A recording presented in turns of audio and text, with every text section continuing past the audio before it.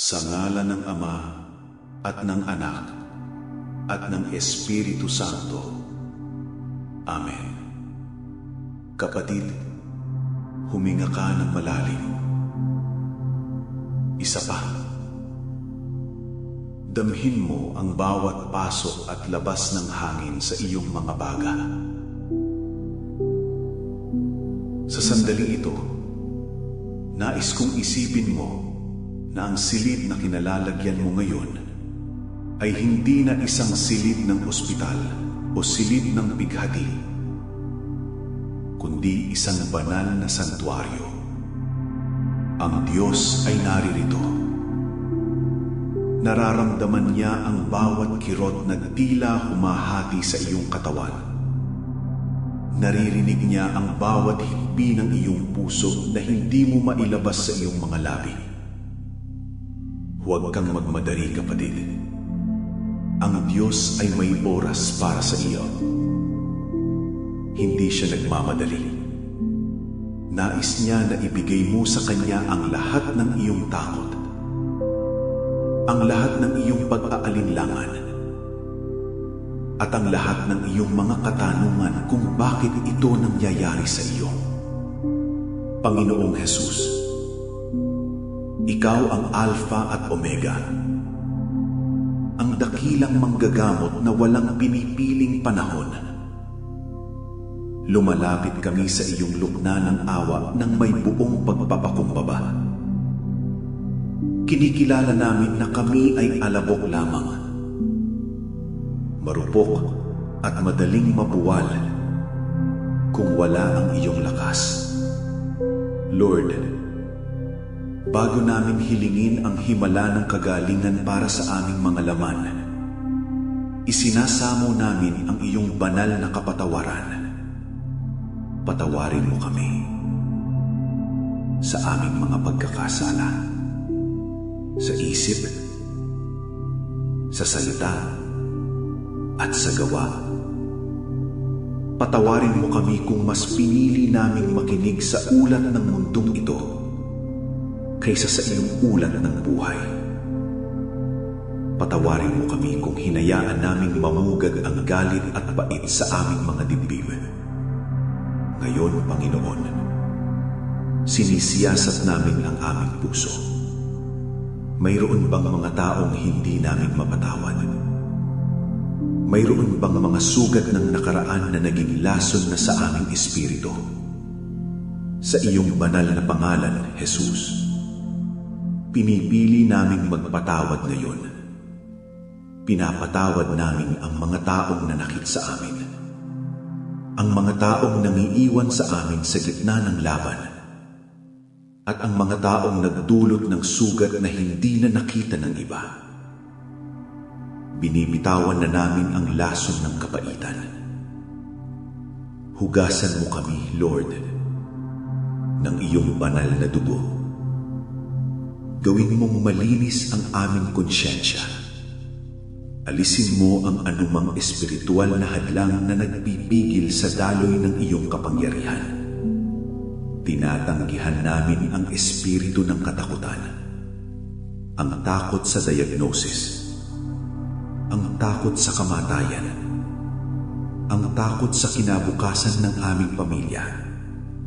Pinalalayas namin ang takot na iyan sa pangalan ni Jesus, sapagkat ang iyong pag-ibig ay nagpapalayas ng lahat ng katakutan. I-relax mo ang buong katawan, mula sa aming noo, sa aming mga balikat, sa aming dibdib, hanggang sa dulo ng aming mga paa. Hayaan mong ang iyong banal na kapayapaan na lampas sa lahat ng pag-unawa ang siyang maghari sa aming buong pagkatao. Handa na kami, Panginoon. Kami ay malinis na sigla na ngayon, handang tumanggap ng iyong dakilang haplos. Manatili ka sa amin, Jesus. Amen. Sa sandaling ito, Panginoong Jesus, Ipinapatong namin ang aming mga kamay sa espiritual na paraan sa bawat bahagi ng aming katawan na may karamdaman. Ikaw ang Divine Architect. Ikaw ang lumikha sa amin. At alam mo kung paano kami aayusin. Inuutusan namin sa bawat selula, bawat tissue, at bawat organ na bumalik sa iyong banal na disenyo ng kalusugan.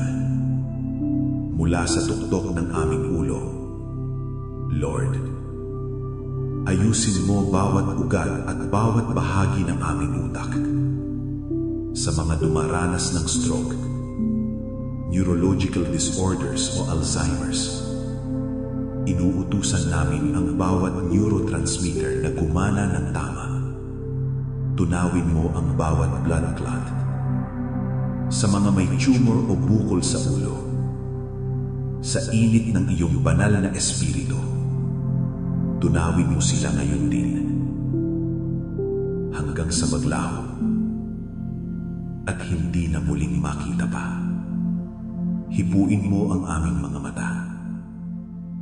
Ibinalik mo ang paningin sa bulag. Kaya ibalik mo ang linaw ng aming mga mata. Alisin ang katarata at glaucoma. Hipuin mo ang aming pandinig. Buksan ang mga saradong tainga. Bumaba ka sa aming mga baga. Ikaw ang nagbigay ng hininga kay Adan. Hingahin mo ng bagong buhay ang mga bagang ito.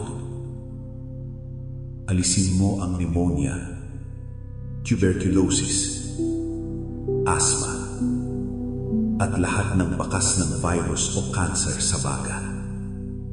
Paluwagin mo ang paghinga namin, Lord. Hayaan na bawat hininga namin ay maging hininga ng iyong tagumpay. Hipuin mo ang aming puso, ang sentro ng aming pisikal na buhay.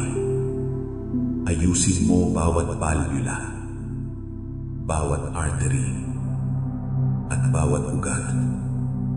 Linisin mo ang aming dugo mula sa kolesterol at anumang bara. Sa mga may mataas na blood pressure, inuutusan namin ang aming puso na tumibok ayon sa iyong banal na ritmo. Linisin mo ang aming dugo mula sa leukemia, anemia, at lahat ng uri ng toxins. Hayaan mong ang iyong banal na dugo ang magsilbing gamot na dumadaloy sa bawat ugat namin. Naglilinis at nagbibigay ng bagong lakas. Dumako ka sa aming internal organs, sa aming atay, bato, at pancreas. Linisin mo sila, Lord. Sa mga kapatid naming sumasailalim sa dialysis, kami ay sumasamo para sa isang miraklo. Buhayin mo ang kanilang mga kidneys. Pababain mo ang creatinine level sa normal level. Ipakita mo na ikaw ang Diyos na nagpapanumbalik ng tissue at laman. Sa mga may diabetes, ayusin mo ang pancreas para maging normal ang insulin at sugar levels. At laban sa espiritu ng cancer, kami ay tumitigang ng may autoridad. Anuman ang stage nito, sa pangalan ni Jesus, inuutusan namin ang bawat malignant cell na matuyo mula sa ugat. Hindi kayo kabilang sa templo ng Diyos. Mamatay kayo at hindi nang bumalik pa. Salamat, Panginoon. Dahil nararamdaman na namin ang init ng iyong presensya. Salamat dahil ang kaginhawaan ay dumadaloy na ngayon sa bawat tissue na dating may kasakit. Salamat dahil ang aming lakas ay muling bumabalik para sa dang-agila. Hindi kami maghihintay sa resulta ng laboratorio bago namin kaya purihin. Ngayon pa lang ay itinataas namin ang aming mga kamay sa pasasalamat. Salamat sa maayos na pagtulog na ibibigay mo sa amin ngayong gabi. Salamat dahil bawat gamot na iniinom namin ay binabasahan mo upang maging mabisang instrumento ng iyong paggagaling. Lord, basbasan mo rin ang mga doktor, nurse at lahat ng nag-aalaga sa amin. Bigyan mo sila ng karunungan at malambot na puso. Pero higit sa lahat, ikaw ang aming pinagtitiwalaan. Hinihiling din namin ang iyong pagpapala sa pamilya ng aming kapatid. Alisin mo ang kanilang pag-aalala at punan mo ang bawat pangangailangang pinansyal na daladala ng sakit na ito. Ipakita mo na ikaw ang aming provider, ang aming Jehovah Jireh. Ipinapahayag namin na ang aming kapatid ay mabubuhay at hindi mamamatay.